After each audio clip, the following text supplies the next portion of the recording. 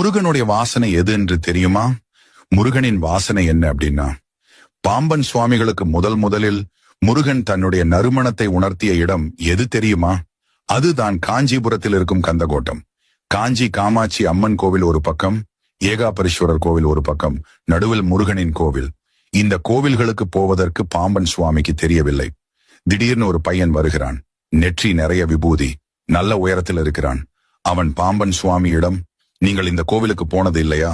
சரி வாங்க, நான் அழைத்து கொண்டு செல்கிறேன் உங்களை என்று கூறி அவன் பாம்பன் சுவாமிகளை அழைத்து கொண்டு மலை ஏறுகிறான். சுவாமிக்கு ட்ரெயினுக்கு நேரமாகிவிட்டது. அடுத்து அவர் ஒரு ஊருக்கு போக வேண்டும் என்று கோவிலுக்குள் சென்று திரும்பி பார்த்தாள். அந்த பையனை காணவில்லை. உன்னை தொட்டு தழுவி முருகா நீதான் என்று உணராமல் விட்டுவிட்டேனே என்று அழுகிறார்.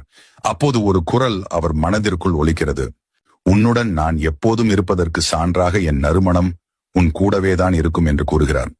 அந்த நறுமணம் என்ன என்றால், காற்றில் தாமரை பூவின் நறுமணமும் விபூதியின் நறுமணமும் கலந்து வருகிறது. அப்போவே முருகன் உணர்த்தி விட்டேன், முருகன் பாம்பன் சுவாமிகள் கூடவேதான் இருக்கிறார் என்று. இதை போல் உங்களுக்கு ஏதாவது அனுபவம் இருந்தால் காமெண்டில் சொல்லவும்.